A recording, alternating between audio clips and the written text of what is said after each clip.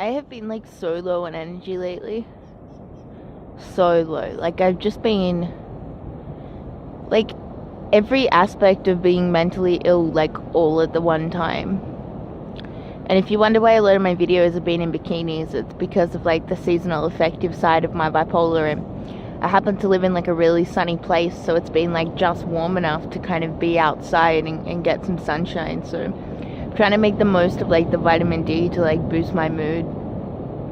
Hasn't really worked yet, but I tend to go up in like spring, so I'm trying to trick my body into thinking it's spring already.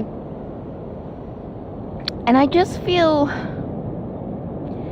I don't know, like I don't even think the word shit can kind of do it justice.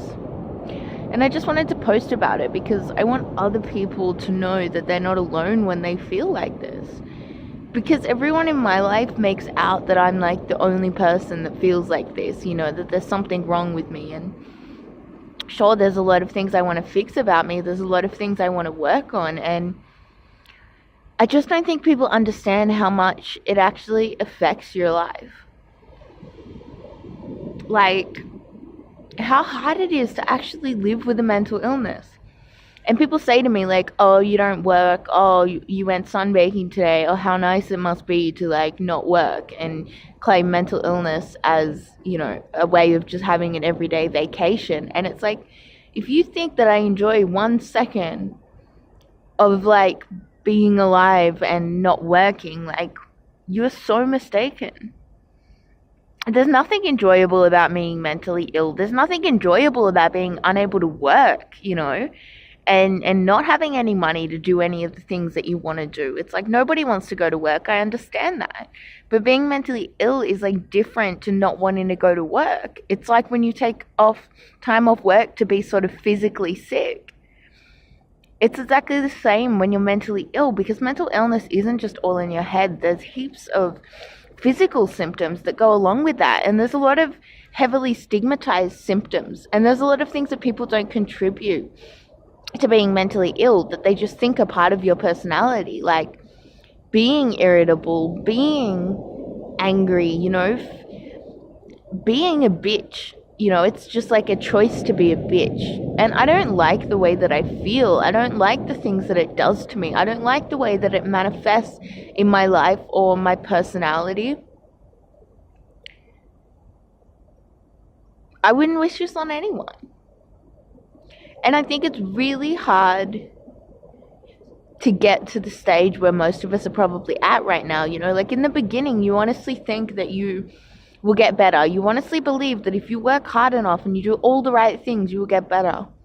But when you've been doing that for years on years on years, and you know, you're still kind of in the same place, or you keep reverting back to the same place and you can't work out why, that's really frustrating.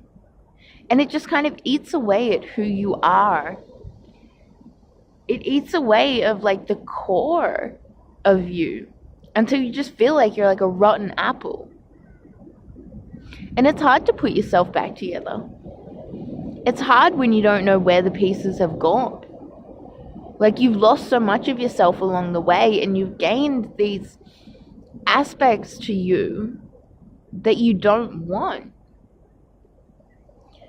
And you can't always control them. You can't always turn them into something good, you know. People preach every bad situation, you know, it's there for a reason. You can turn that around to your advantage. Like,